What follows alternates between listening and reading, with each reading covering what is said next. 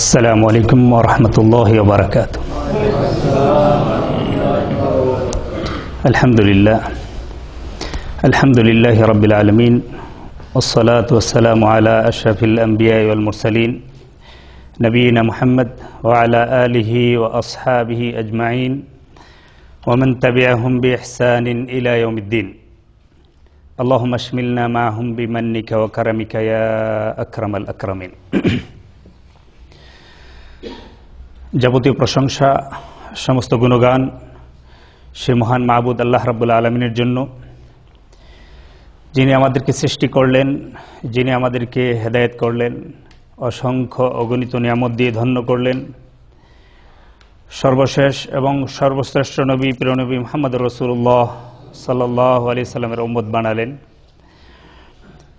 যে আল্লাহ রাব্বুল আলামিন কোরআনুল কারীম সর্বশেষ এবং সর্বশ্রেষ্ঠ কিতাব আমাদের হেদায়েতের জন্য দান করলেন, এমনিভাবে আল্লাহ পাকের নিয়ামত আমরা গুনতে চাইলেও গুণে শেষ করতে পারবো না। তার অগণিত অসংখ্য নিয়ামতের শুকরিয়া জ্ঞাপন করছি, বলছি আলহামদুলিল্লাহ। দুরূদ ও সালাম সমস্ত নবীদের উপর, বিশেষ করে নবীদের যিনি ইমাম আমাদের প্রিয় নবী মুহাম্মদ রাসূলুল্লাহ সাল্লাল্লাহু আলাইহি সাল্লামের উপর। আমরা সকলেই যারা আমল করি, আশা করি আল্লাহ পাক রব্বুল আলামিন এগুলি কবুল করবেন। আমরা দোয়া করি, আল্লাহ পাকের কাছে আশাও করি। তো রাসূলুল্লাহ সাল্লাল্লাহু আলাইহি সাল্লাম প্রায়ই আল্লাহ পাকের কাছে দোয়া করতেন, আল্লাহুম্মা ইন্নী আসআলুকা ইলমান নাফিআ, আল্লাহ আমি উপকারী জ্ঞান তোমার কাছে চাই, ওয়া রিজকান তাইয়্যিবা, এবং উত্তম রিজিক তোমার কাছে চাই, ওয়া আমালান মুতাকাব্বালা, এবং এমন আমল যেটা কবুল হয়ে যায়। আমল হলেই শুধু যথেষ্ট নয়, এটা যদি কবুল না হয় তাহলে এই আমল দিয়ে আমাদের কোনো লাভ হবে না। তো তিরমিজি শরীফের হাদিস আম্মা জান আয়েশা রাদিয়াল্লাহু তাআলা আনহা বর্ণনা করেন যে যখন আয়াত নাজিল হলো, ওয়াল্লাযীনা ইউতুনা মা আতাউ ওয়া কুলুবুহুম ওয়াজিলা, যারা দান করার সময়ও তাদের অন্তরাত্মা কাঁপতে থাকে। তো আম্মা জান আয়েশা রাদিয়াল্লাহু তাআলা আনহা জিজ্ঞেস করলেন, ইয়া রাসূলুল্লাহ, তারা আবার কেমন মানুষ? নেকির কাজ করতে গেলেও তাদের দিল কাঁপে, তো এরা মনে হয় খুব পাপী লোক হবে। তো তিনি জিজ্ঞাসা করলেন, আহুমুল্লাযীনা ইয়াশরাবুনাল খামরা ওয়া ইয়াসরিকুন, তারা কি ওই লোক যারা মদ খায় আর যারা চুরি করে, এমন জঘন্য পাপী ওই লোকেরা? দান করতে গেলে তাদের অন্তর কাঁপবে কেন? এটা নেকির কাজ। তো রাসূলুল্লাহ সাল্লাল্লাহু আলাইহি ওয়াসাল্লাম বলেন, হে সিদ্দিকের মেয়ে, আসলে ঘটনাটা এমন নয়। তারা ওয়ালাকিন্নাহুম আল্লাযীনা ইয়াসুমুন ওয়া ইউসাল্লুন ওয়া ইয়াতাসাদ্দাকুন, তারা নামাজও পড়ে, রোজাও রাখে, আর দান খায়রাতও করে। ওহুম ইয়াখাফুনা আল্লা তুকবালা মিনহুম, তাদের একটা ভয় যে আল্লাহ পাক এগুলি কবুল করে কি করে না। তো এই জন্য আমলের সাথে সাথে যেমন আশা থাকবে, সাথে সাথে একটা ভয়ও থাকতে হবে যে আল্লাহ পাক রব্বুল আলামিন আমার এই আমলটা কবুল করলো কিনা, আমি এর শর্তগুলি পূরণ করতে পারলাম কিনা, আর কবুলের যোগ্য হলো কিনা।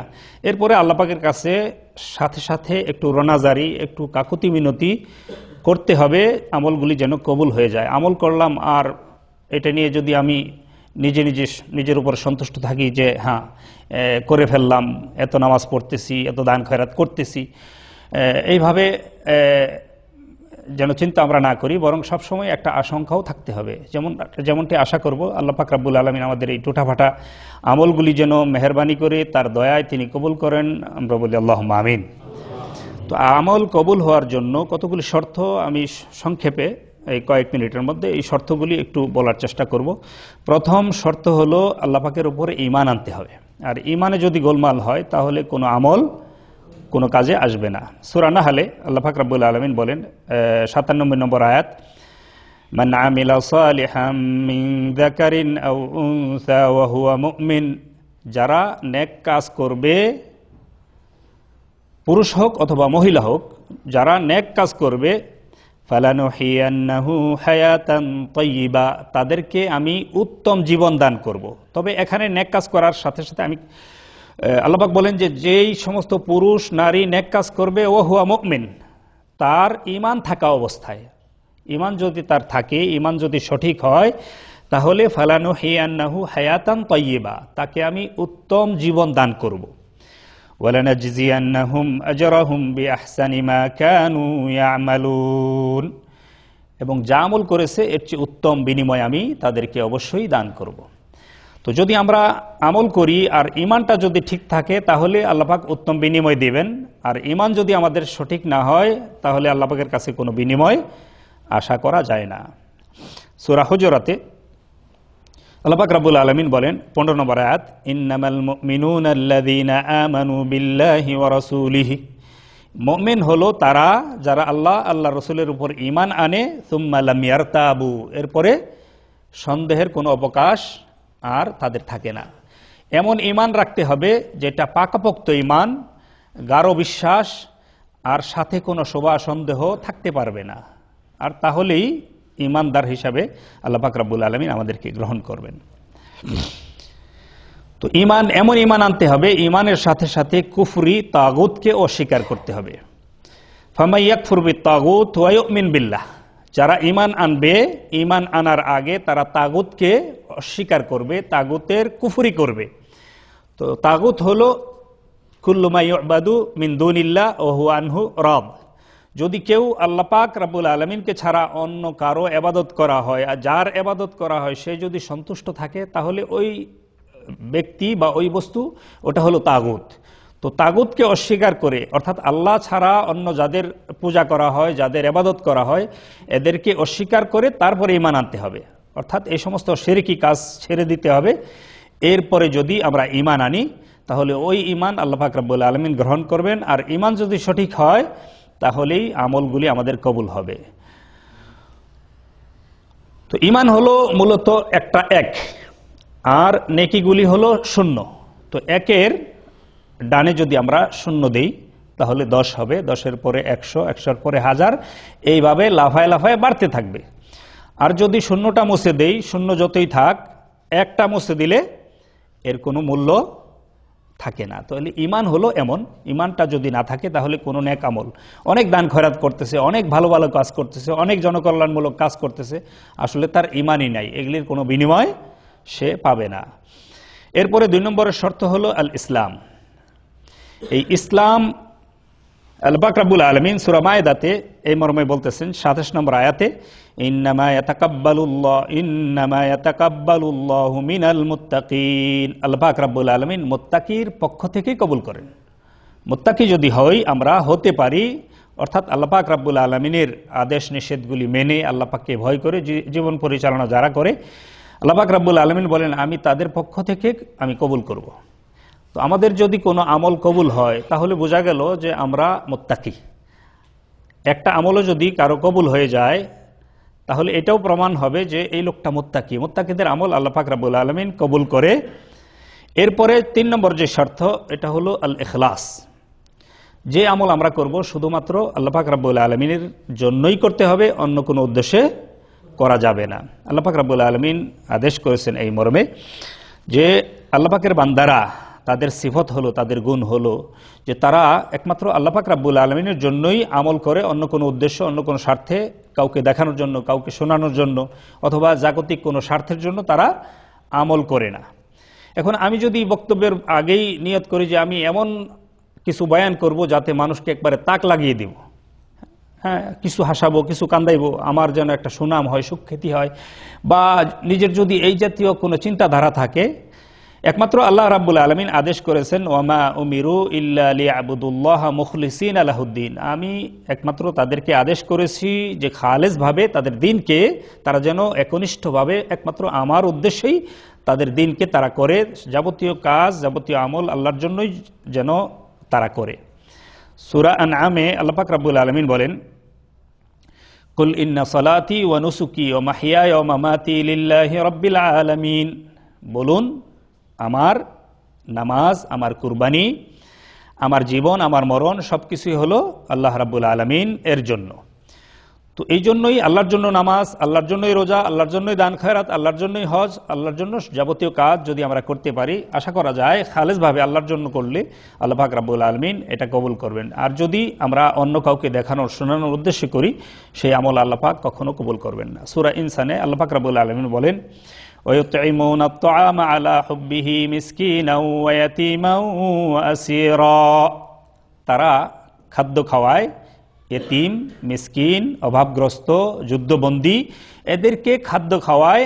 ইন্নামা নুতঈমুকুম লিওয়াজহিল্লাহ, তারা খাদ্য খাওয়ায় শুধু আল্লাহ পাককে রাজি খুশি করার জন্য। ওয়ালা নুরিদু মিনকুম জাযাআও ওয়ালা শুকুরা, আমরা তোমাদের কাছ থেকে কোনো বিনিময় চাই না, আর তোমরা যে শুকরান বলবা, ধন্যবাদ দিবে বা কৃতজ্ঞতা প্রকাশ করবে, এটাও আমরা তোমার কাছে চাই না। কিন্তু আমরা মানে আমাদের পারিবারিক একটা বিষয়, এরা মেলা করবে, তো বললাম যে আসলে এটা তো আপনারাও জানেন যে এটা ঠিক না, এটা একটা বেদাত। তো বললে আসলে এগুলি না করলে তো আর মানিজ্যত বাঁচে না। তাহলে মানিজ্যত বাঁচানোর জন্যই মূলত করা, বুঝতেছে যে এটা ঠিক না, তারপরেও এই কয়েক লক্ষ টাকা খরচ হলো কিন্তু শুধু মানিজ্যত বাঁচানোর জন্য। যদি আমরা এই উদ্দেশ্যেই করি, সুনামের জন্য করি, তাহলে কোনো ইবাদতই কি হবে না, কবুল হবে না। সহিহ বুখারীতে আসছে, রাসূলুল্লাহ সাল্লাল্লাহু আলাইহি ওয়াসাল্লাম বলেন, ইন্নামাল আ'মালু বিন্নিয়াত, প্রত্যেকটা আমল তার নিয়ত অনুযায়ী হয়ে থাকে। নিয়ত যদি সঠিক হয়, সহি হয়, আল্লাহকে খুশি করার জন্য হয়, তাহলে ওই আমলটাই কবুল হবে। যদি কাউকে দেখানোর জন্য হয়, তাহলে ওই আমল কবুল হবে না। বিশেষ করে আমাদের দেশে কুরবানি, এবং এটা কুরবানি করার পরেও অফিসে বা বিভিন্ন জায়গায় গল্প করা হয় যে আমরা একাই মোটা তাজা বেশ একটা গরু কুরবানি দিছি। শহর অঞ্চলে দেখা যায় যে কুরবানির মোটা তাজা গরু কিনে মালা দিয়ে এই মহল্লায় মহল্লায় ঘুরায়।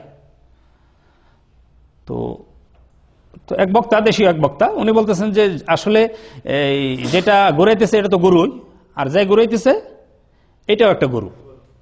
এক গরু আরেক গরুকে ঘুরাইতেছে। তো তুমি যাকে দেখাচ্ছ, এই দেখানোর কারণে তোমার এই আমলটা কি হবে না, কবুল হবে না। লা ইয়ানালুল্লাহু লুহুমুহা ওয়ালা দিমাউহা, এই কুরবানির এই পশুর গোশত আল্লাহর কাছে পৌঁছে না, আর রক্ত আল্লাহ পাকের কাছে পৌঁছে না। কি পৌঁছে? ওয়ালাকিন ইয়ানালুহু তাকওয়া মিনকুম, তোমাদের পক্ষ থেকে এই তাকওয়া, আল্লাহ পাকের ভয়, তোমাদের এই ইখলাস, এগুলি আল্লাহ পাকের কাছে পৌঁছে, আর এই গোশত আর রক্ত এগুলি আল্লাহ পাকের কাছে পৌঁছে না। তিরমিজি শরীফের হাদিস, রাসূলুল্লাহ সাল্লাল্লাহু আলাইহি ওয়াসাল্লাম বলেন যে এক ব্যক্তিকে আল্লাহ পাক জ্ঞান দিয়েছেন, আবার তাকে ধন দিয়েছেন, ধনও দিয়েছেন, মনও দিয়েছেন, আর এই ব্যক্তি অনেক ভালো ভালো কাজে এই সম্পদগুলি খরচ করে। তো সে অনেক নেকি এভাবে কামাচ্ছে। আরেকজন মিসকিন, সে দেখে আফসোস করতেছে এবং সে বলতেছে, লাউ আন্নালি মালা ফুলানিন লা আমিলতু বিমা বিআমালি ফুলানিন, ওই অমুকের মতো যদি আমারও মাল থাকতো, আমিও তার মতো ভালো ভালো কাজগুলি করতাম। শুধু নিয়ত করলো, কাজটা করে নেই, আর কাজটা করতে পারবে না এটাও জানে, ওই ক্ষমতাও তার নাই, শুধু মন। রাসূলুল্লাহ সাল্লাল্লাহু আলাইহি ওয়াসাল্লাম বলেন, ফাহুয়া ফিল আজরি সাওয়া, এই দুই ব্যক্তি নেকির দিক থেকে সমান। একটা লোক করলো আর একটা লোক করার নিয়ত কিন্তু করে নাই, শুধু আফসোস করলো, যদি আমার এমন থাকতো, এর মতো মাল আমিও কি করতাম এর মতো। এই যে কখনো মাদ্রাসা বানাচ্ছে, কখনো মসজিদ বানাচ্ছে, কখনো এতিমদের লালন পালন করতেছে, কখনো জনকল্যাণমূলক বিভিন্ন খাতে সে ব্যয় করতেছে, আমার যদি থাকতো আমিও তার মতো এই সমস্ত নেকির কাজে ব্যয় করতাম। সাহাবায়ে কেরাম একবার এসে বললেন, ইয়া রাসূলুল্লাহ, যাহাবা আহলুদ দুসুরি বিল উজুর ওয়াদ দারাজাতিল উলা, এই ধনী মানুষেরা তো সব মানে উঁচু উঁচু মর্যাদা, এই পজিশন এগুলি তারা নিয়ে নিছে, কারণ এরা হলো ইউসাল্লুনা কামা নুসাল্লি, আমরা যেমন নামাজ পড়ি তারাও তেমন নামাজ পড়ে। ওয়াসুমুনা কামা নাসুম, আমরা যেমন রোজা রাখি তারাও রোজা রাখে। কিন্তু তাদের কিছু মাল আছে, এই মাল দিয়ে তারা কি করে, কখনো হজ করে, কখনো দান খয়রাত করে, কখনো যাকাত দিচ্ছে, কখনো ফিতরা দিচ্ছে। এই মাল না থাকার কারণে আমরা পিছিয়ে পড়ে যাচ্ছি। তো রাসূলুল্লাহ সাল্লাল্লাহু আলাইহি ওয়াসাল্লাম বলেন, তো এক কাজ করো, তোমরা প্রত্যেক নামাজের পরে সুবহানাল্লাহ 33 বার, আলহামদুলিল্লাহ 33 বার, আল্লাহু আকবার 33 বার, একবার লা ইলাহা ইল্লাল্লাহ ওয়াহদাহু লা শারীকা লাহু লাহুল মুলকু ওয়া লাহুল হামদু ওয়া হুয়া আলা কুল্লি শাইইন কাদির। 34 বার যে আল্লাহু আকবার, এটা হলো ঘুমের সময়, নামাজের পরে 33 33 33, আর একবার হলো লা ইলাহা ইল্লাল্লাহ ওয়াহদাহু লা শারীকা লাহু লাহুল মুলকু ওয়া লাহুল হামদু ওয়া হুয়া আলা কুল্লি শাইইন। তো তোমরা এই আমলটা করো নামাজের পরে, তো তোমাদের সামনে আর কেউ যেতে পারবে না, তোমরাই সবার আগে থাকবে। তো ধনী সাহাবীরা যখন দেখলেন যে ওরা নামাজের পরে ওজিফা করে, আর এই সুন্নত হলো একটু জোরে পড়া, মানে খুব অন্যকে ডিস্টার্ব করে নয়, আপনি নিজের আওয়াজটা নিজে শোনেন, এইভাবে তাসবিহ পড়া এটা সুন্নত। তো তারা যখন পড়তেছিল অন্য ধনী সাহাবীরা ওরাও জানতে পারলো, ওরাও আমল শুরু করছে। ওই সাহাবাইকেরাম আবার আসলেন, ইয়া রাসূলুল্লাহ, এই ধনী ভাইয়েরা তো এরাও শুরু করছে, আমাদের ওই আমল তো তারাও করতেছে। তো রাসূলুল্লাহ সাল্লাল্লাহু আলাইহি ওয়াসাল্লাম বলেন, এটা হলো আল্লাহ পাকের অনুগ্রহ, ফাদলুল্লাহ ইউতিহি মাইয়াশা, আল্লাহ পাক যাকে তার অনুগ্রহ চায় দান করে। এটা তো আমরা তো বাধা দিতে পারবো না, জানা ধনীরা এই আমলটা করো না। তো ধনীদের এই আমল দেখে তাদের কি ঈর্ষা হতো, এদেরও আশা হতো যে আমরাও যদি এরকম পারতাম। তো রাসূলুল্লাহ সাল্লাল্লাহু আলাইহি ওয়াসাল্লাম বলেন যে ফাহুয়া বিনিয়াতিহি ফাআজরুহু মা সাওয়া, নিয়তের কারণে এই যে একজন পারলো না, আফসোস করলো, তাকে আল্লাহ পাক রব্বুল আলামিন সমান নেকি দান করবেন। আর এক ব্যক্তিকে আল্লাহ পাক মাল দিছে কিন্তু মন দেয় নাই, ভালো কাজে খরচ করার মন দেয় নাই, সে খারাপ খারাপ কাজে খরচ করতেছে মাল, তার এই ওইরকম এলেম নাই, ওইরকম জ্ঞান নাই, আর এই অজ্ঞতাবশত সে বিভিন্ন পাপের কাজে মালটাকে খরচ করতেছে। তো কখনো যাত্রা মঞ্চ সাজাচ্ছে, কখনো একটা সিনেমা হল করে দিচ্ছে, কখনো বা অন্য কিছু করতেছে। তো মিসকিন এক ব্যক্তি, আসলে সেও পাপী, আফসোস করে যদি ওর মতো আমার সম্পদ থাকতো আমিও কি করতাম, এই পাপের এই সমস্ত কাজগুলি, আরে সবাই বাহাবা দিচ্ছে, তো আমাকেও তারা কি করতো, এইভাবে আমিও সুনাম কামাইতাম এসব পাপের কাজ করে। তো রাসূলুল্লাহ সাল্লাল্লাহু আলাইহি ওয়াসাল্লাম বলেন যে ফাহুয়া বিনিয়াতিহি ফাউজরুহুমা সাওয়া, এই নিয়তের কারণে এই দুইজনের, যে পাপ করলো আর করতে না পাইরা যে আফসোস করলো, দুইজনের পাপ কি সমান। তাহলে দেখেন নিয়তটা ঠিক থাকলে নেকিটা না করেও নেকি পাওয়া যায়। রাসূলুল্লাহ সাল্লাল্লাহু আলাইহি ওয়াসাল্লাম বলেন মান হাম্মা বিহাসানাতিন ফালাম ইয়ামালহা, যে ব্যক্তি কোনো নেকির কাজের নিয়ত করলো, ওই কাজটা সে করে নাই, শুধু নিয়ত করলো, কুতিবাত লাহু হাসানাতুন কামিলা, পরিপূর্ণ নেকি তাকে লিখে দেওয়া হয়।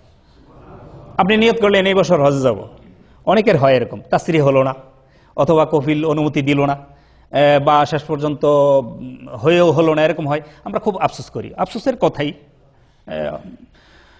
তো আপনি এই হজে যেতে পারলেন না, কিন্তু নিয়ত করেছিলেন, পাকা নিয়ত, তো কুতিবাত লাহু হাসানাতুন কামিলা, পরিপূর্ণ এই হজের নেকি, পরিপূর্ণ ওই কাজের নেকি আল্লাহ পাক রব্বুল আলামিন দান করেন শুধু নিয়তের কারণে। আর যে ব্যক্তি করে ফেললো তাকে এর 10 গুণ আল্লাহ পাক রব্বুল আলামিন দিয়ে থাকেন। আর যদি কোনো পাপের নিয়ত করে, পাপটা তখন লেখা হয় না। পাপটা যদি আল্লাহর সন্তুষ্টির জন্য ছেড়ে দেয়, আর একটা নেকি লেখা হয়, পাপটা ছেড়ে দিল এই জন্য তার আমল নামায় নেকি লিখে দেওয়া হয়। আর পাপটা যদি সে করেই ফেলে, একটা পাপ তার আমল নামায় লেখা হয়।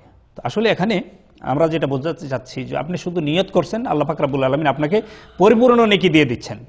আপনি নিয়ত করেন নাই, একটু আফসোস করলেন, তারপরেও আপনার নিয়ত যদি থাকে, আল্লাহ পাক আপনার অন্তরের এই বিশুদ্ধতা আল্লাহ পাক দেখেন, আপনাকে পরিপূর্ণ নেকি আল্লাহ পাক রব্বুল আলামিন দিয়ে দেন।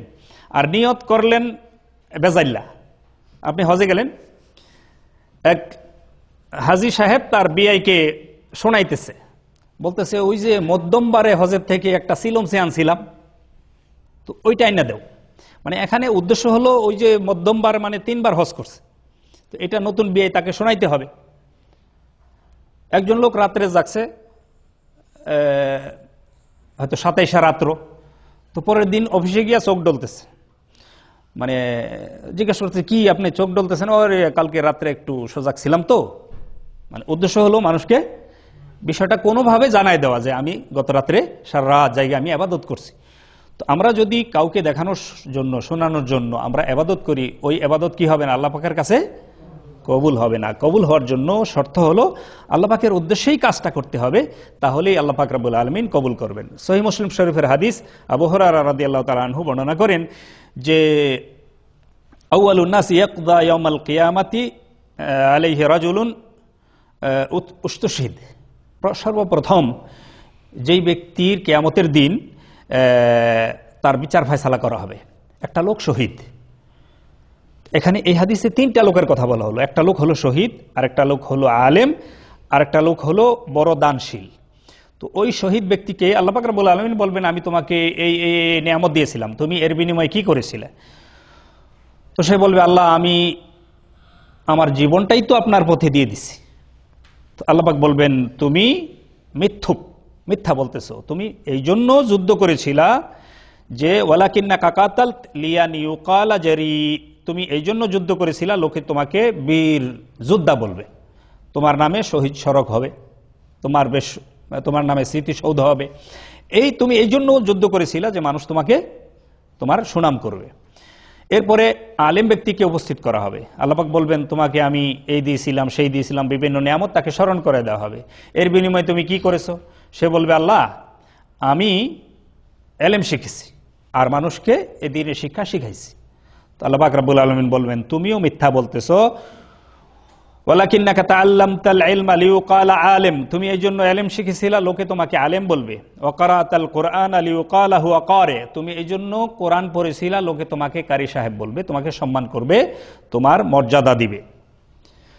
তো তুমি ফাকাত কিল, এটা তো বলা হয়ে গেছে, তোমরা যারা সম্মান করার তারা তো করছে, আজকে আমার কাছে তুমি কিছু পাবে না।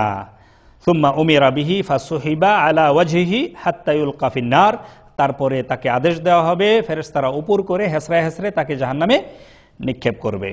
এরপর আরেক ব্যক্তি দানশীল, তাকে যখন হাজির করা হবে সে বলবে, আল্লাহ এমন কোন জায়গা আমি বাকি রাখি নাই যেখানে তুমি সন্তুষ্ট হও, তোমার সন্তুষ্টির এমন কোন পথ আমি বাকি রাখি নাই যেখানে দান করিনি।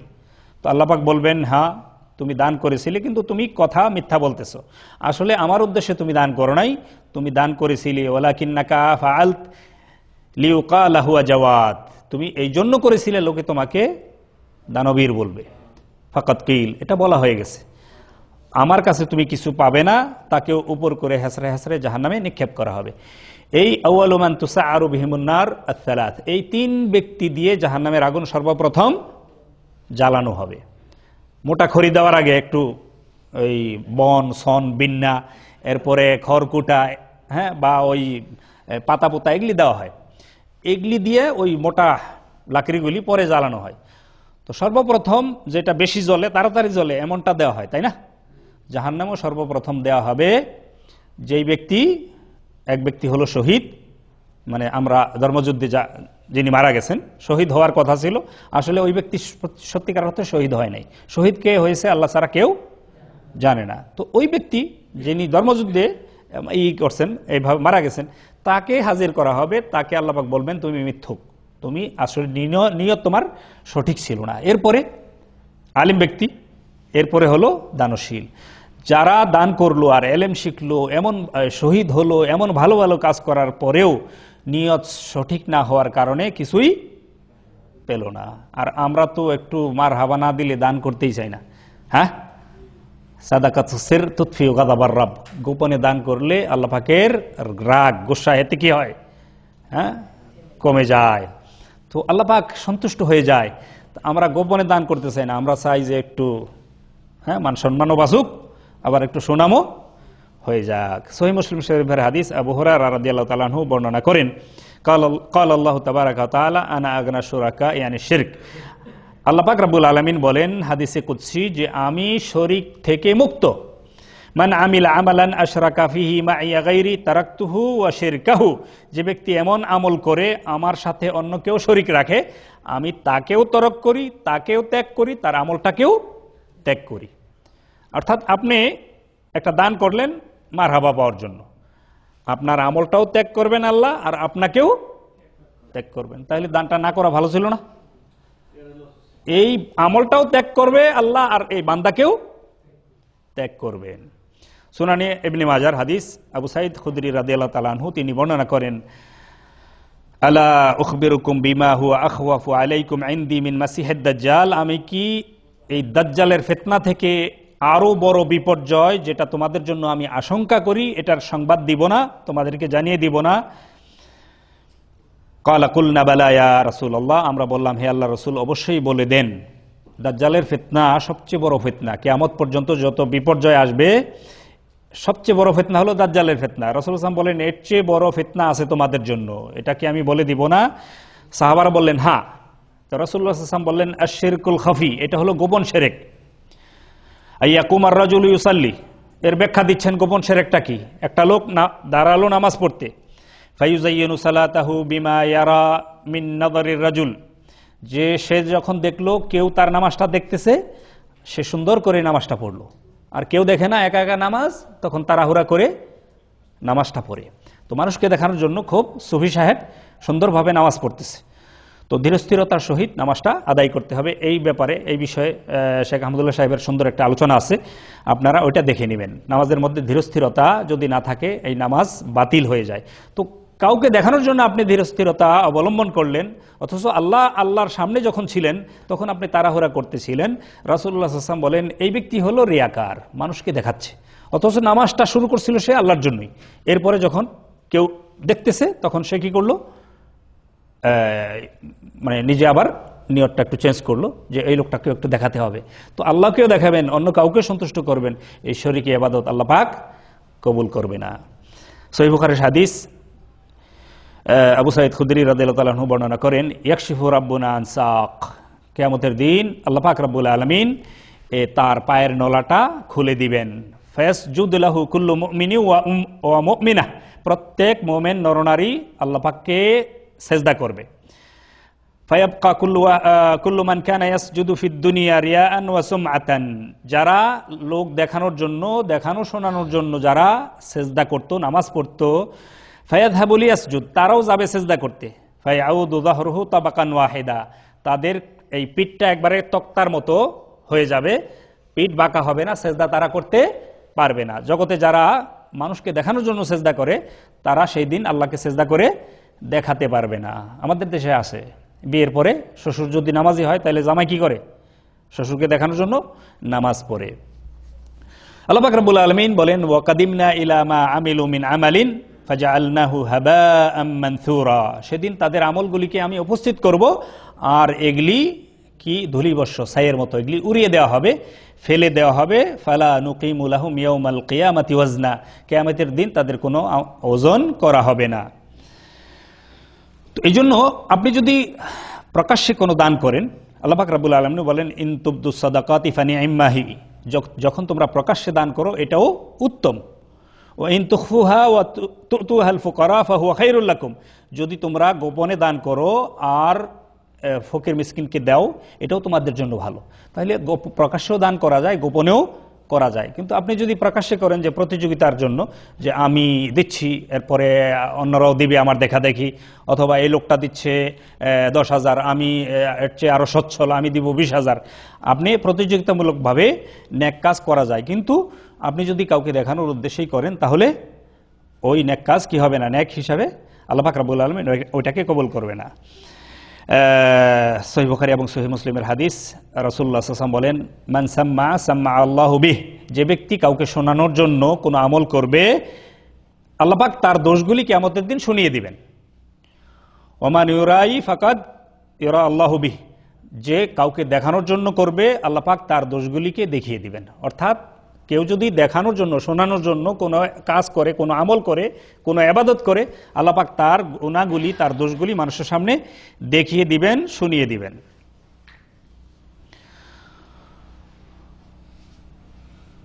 এরপরে 4 নম্বরের যে শর্তটা, এটা হলো মুতাবাতুর রাসূল সাল্লাল্লাহু আলাইহি সাল্লাম, আমলগুলি করতে হবে রাসূলুল্লাহ সাল্লাল্লাহু আলাইহি সাল্লামের অনুসরণ, অনুকরণে। বেদাতি আমল করলে সে আমল আল্লাহ পাক রব্বুল আলামিন কবুল করবে না।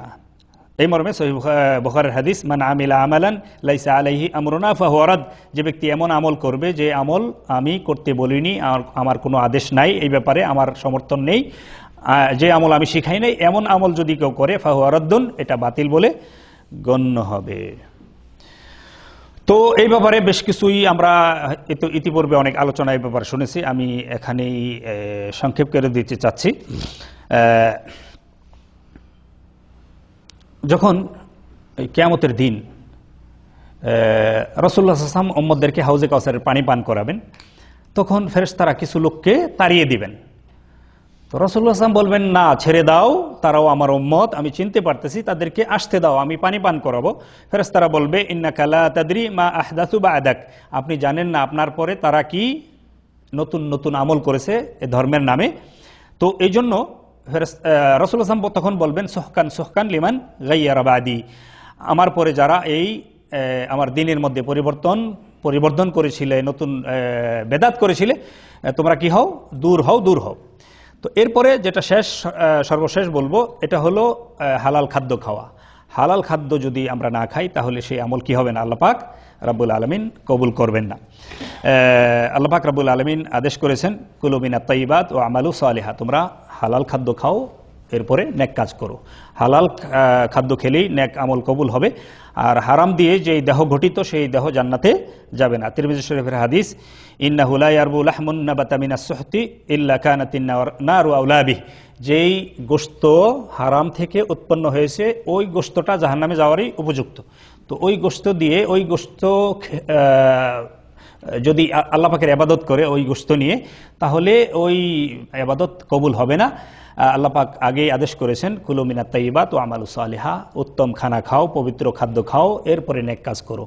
আর ইন্নাল্লাহা তাইয়্যিবুন লা ইয়াকবালু ইল্লা তাইয়্যিবা, আল্লাহ পাক হলেন পুত পবিত্র, তিনি পবিত্র ছাড়া ওই নাপাক হারাম এগুলি আল্লাহ পাক গ্রহণ করে না। তাহলে ইবাদতের পূর্ব শর্ত হলো হালাল খাদ্য খাইতে হবে, এরপরে নেক কাজ করতে হবে। এই সমস্ত শর্তগুলি আমরা যদি মান্য করে ইবাদত করতে পারি, আশা করা যায় আল্লাহ পাক রব্বুল আলামিন কারো ইবাদত তিনি নষ্ট করে দিবেন না। আল্লাহ পাক রব্বুল আলামিন আমাদের এই ছোট ইবাদতগুলিকেও কবুল করলে আমাদের জন্য এটা বিরাট আল্লাহ পাকের রহমত, আল্লাহ পাকের দয়া করুণা পাওয়ার উসিলা হতে পারে। সর্বশেষ আমরা আল্লাহ পাকের কাছে দোয়া করি, তিনি যেন আমাদেরকে তার ইবাদত বন্দিগি করার তৌফিক দান করেন এবং তার দয়ায়, তার করুণায় তিনি যেন আমাদের ইবাদতগুলি মেহেরবানি করে কবুল মঞ্জুর করে নেন। সুবহানাকাল্লাহুম্মা বিহামদিকা আশহাদু আল্লা ইলাহা ইল্লা আনতা আস্তাগফিরুকা ওয়া আতুবু ইলাইক।